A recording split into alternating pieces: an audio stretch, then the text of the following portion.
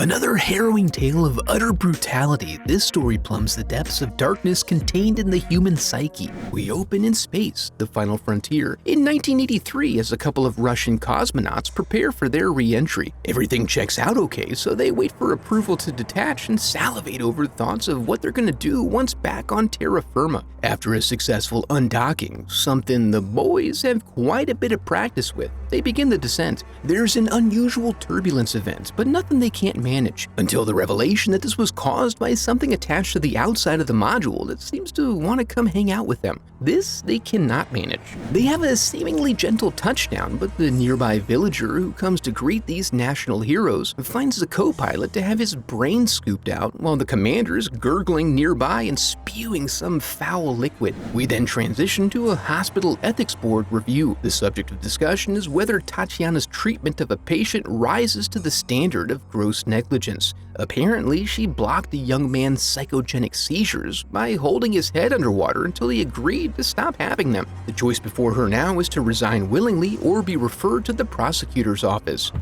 I did what I know is right. You go, girl. The proceedings attracted the attention of Colonel Semerdov, who has a special patient who might require her unique brand of cowgirl therapy. All he's asking her to do is take a look and see if it interests her. In exchange, he'll handle the review board. On the way over, he reveals that this is related to the Orbit 4 mission. They lost contact with the crew and then recovered an amnesiac commander with unique symptoms. Also, this is all very much hush-hush, of course. Since she signed an NDA, they forego the burlap sack during the ride out to the facility. When they arrive, she's advised to stick with the colonel until they can get her security clearance handled. Her first view into their attempts reveals they've been trying to use hypnosis to get inside that sweet, sweet brain. Ya boy is getting moist with anticipation, but Commander Veshnikov thinks he's a Hollywood actor on a TV show. He's awfully sorry about his poor response to their efforts, but it's likely that his intensive training steeled his mind against these things. That's bullshit. Tired of all this prodding and cell life, he insists on being let go or given a trial. This is all Tati needs to dive in head first. She immediately confronts the patient, but tossing in a treat like her is like tossing meat to the wolves. Or a treat to a pack of clowns, if you will. She opens with a trust gesture by agreeing to call his mommy for him. Then, since baby steps are recommended, she ends their session. In the observation room, it's revealed that the teacup was a trick. He has reduced tactile sensitivity, which is a sign of PTSD and some peripheral nerve damage. This is pretty basic bitch stuff, so she's ready to move on to the next patient. In accordance with their agreement, she's shown to her room where she will await transport the next morning. She unpacks and verifies there are no outside calls without authorization, and the radio picks up no broadcasts. But there is a huge boiler that provides all the hot water you could ever want. She suffers from restless leg syndrome, which results in a late-night jog around the premise. This inadvertently causes her to cross paths with one of the prisoner work units. This particular man's crime? Excessive handshaking. When she returns to her room, she is summoned by Semirdov as it's now time to reveal the true nature of Veshnikov's condition. He begins to writhe and seep in his sleep, and eventually shits a slimy log out of his mouth. The worm-like organism quickly reveals its complex form, and the men encourage her to go in for a closer look. And I'm not sure what your assessment of this situation would be, but her first instinct is to give it a pet. Luckily, there is thick glass between them. She needs a bit of a refresher after this and is informed that the creature comes and goes every night.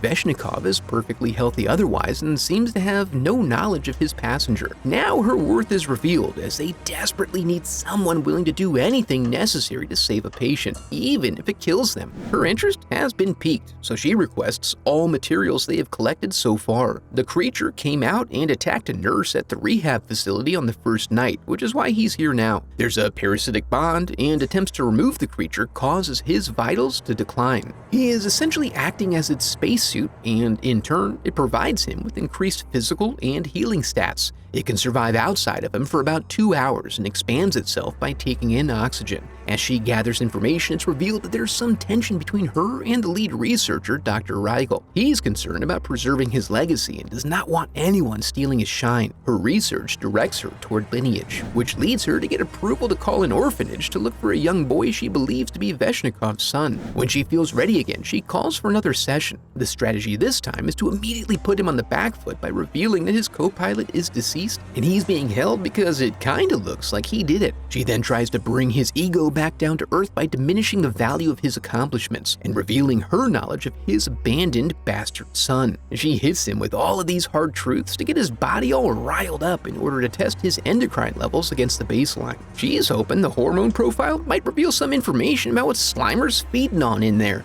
Due to her suspicions about the role his internal bodily environment plays, she recommends they provide a more normal daytime environment to promote a better clinical profile. The next day, they do decide to transfer him to one of their guest suites, and he's a bit suspicious. He only has some state-sanctioned videotapes to watch, but after a little rejiggering, he's able to tune into some news that indicates the public expects to welcome him home in approximately 3 weeks. Tatiana later comes to apologize and earn some trust by admitting she was trying to get him worked up for testing purposes, even if it was hard to hear. But he confides that when his girlfriend died, he didn't know that his son had survived. He found out a week before blastoff, so his intention was to circle back with him afterward. That's why he has such an urgent desire to get out of here, but they've reached the limit of what she can share. That night, she again approaches the window, but this time she bows down to seem less threatening. As she observes behaviors, there are indicators that it recognizes the importance of the earthly trinket Veshnikov chose to take into orbit with him. This triggers something in her and she requests they lift the glass. They agree, but on the condition that she wear a protective suit. When she finally breaches the threshold, she brings the toy with her and discovers that it does seem to appeal to its gentler nature. But before she can make a meaningful connection, she slips on its goo.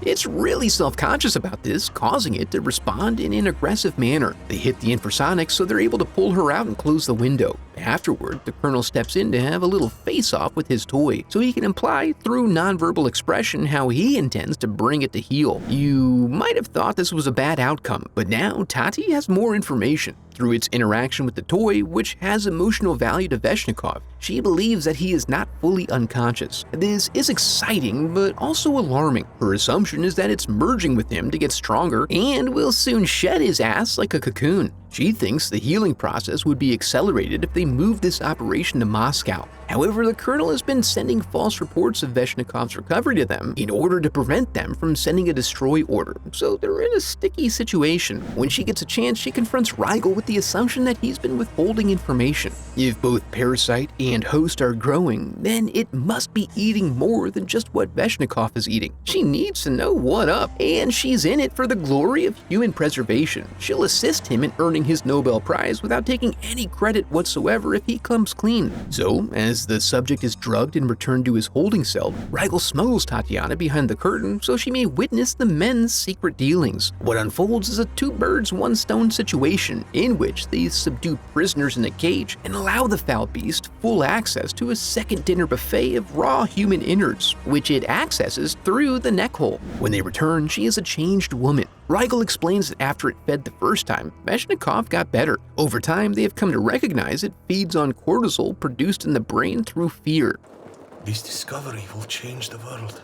Oh yeah? How's that? Without further explanation, I'm not sure we should be trusting him. The next morning, she presents him with a little gift. Clearance to go for a run, but with no foreplay whatsoever. She drops the whole shebang on him, causing him to withdraw and start acting squirrely. He's afraid they're being observed, so he asks her to meet him later. At sleepy time, he regurgitates the pill and crushes it into his tea. Then he does what he do, giving the night nurse one of these before suggesting she come and chill with daddy for a minute. He's got some state-sanctioned video cassettes that are screaming to be unwound. Once she's out, he's free to take whatever action he desires. So he dismantles his television and rendezvous with Tati. He uses the TV magnet to create a malfunction that draws the guard away from his post so they can walk freely in his absence. They eventually arrive at the morgue so he may feast his eyes upon the feasts he has been enjoying in his sleep. It's impossible to ignore all of the details of his condition laid out so clinically before him. Understanding what they know, he now admits that he is passively experiencing the thrill of these kills in conjunction with his visitor. Then he shows her the condition of his co-pilot, tucked away in the darkness to maintain a positive public story of astronautical triumph. He asks for help extending this out for a couple more weeks so he has a chance at getting an audience with the review board rather than disappearing forever. He's kind of owed that when you think about it.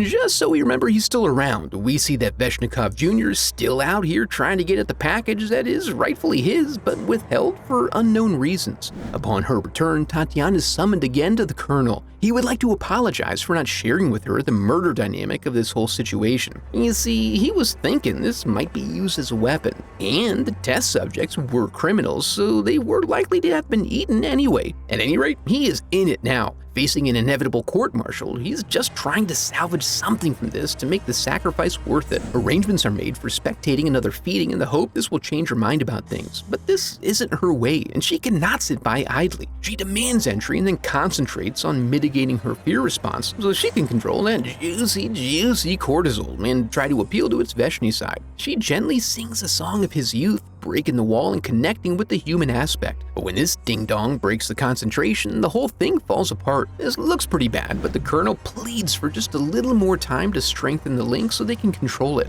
Later on, it's revealed that the co-pilot has a tumor and a hormone condition, which is why he isn't a good enough host. Then she leans in to fake examine him so she can have a private conversation in which she enlists Rigel's help with a special plan. He brings her the materials she requested and is then surprised and listed when she starts doing the thing right in front of him. She attempts to release Veshnikov, but he's still reeling from the idea that he almost killed her. Tati forgives him and explains how she intends to inject him with the hormone cocktail that will drive out the creature and hopefully cause it to perish. He's conflicted because his pal did save him, even though it only really chose him for his delectable hormones, the masculine bastard. As a final ace in the hole, she promises to take him to his son so he may rectify his biggest regret. This does the trick, and just in time as the alert goes out, Rigel elects to stay behind, thinking he may be able to wriggle his way out of this somehow. To that end, he locks himself in the Colonel's office so he has a free line to Moscow and immediately begins tattling to them about what's been going on. After the Colonel gives the order to retrieve the escapees and only fire on Tatiana, he then returns to his office where he finds Rigel. He knows the game is over now, but with nothing left to lose, he takes revenge against his betrayer. They ultimately reach a dead end where Tati confirms conclusively that there is a kill order out for her. With their backs against the wall, despite there being no hospitals nearby, there is little choice but to toss over the syringe and rip it. Sure enough, when Alpha Squad closes in, a now fully engorged creature emerges and gives them something to keep their hands full,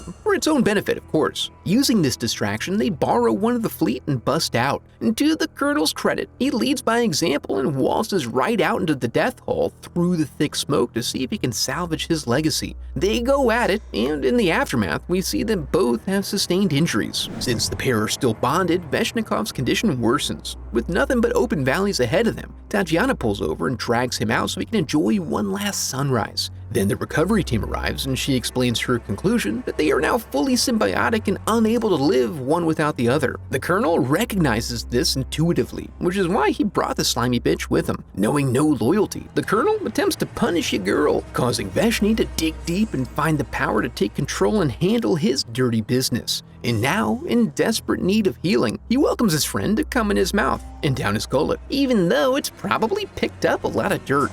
Tati's now thinking of Moscow and finding another way, but Veshnikov already has and shoots himself while in his weakened state. He and his guest then slowly bleed out while the authorities close in. But it wasn't the end. Tati gets off a bus in town and we see the caretakers finally relented and given the orphan his package, containing bowling shoes. He just wanted to toss a few frames, my dude. But then we learn the determined young boy I'm a girl. My name is Tatiana. was Tatiana the whole time, underlining her dogged tenacity and motivation for adopting Veshnikov's child. Well, that was brutal, but if you're looking to go deeper than that, be sure to check out this next video. And now that we're here, I want to congratulate you for making it to the end of the video and affirm that you are a very special person because of it. And if you enjoyed the video, I would love for you to become part of the channel by subscribing. Thanks for watching.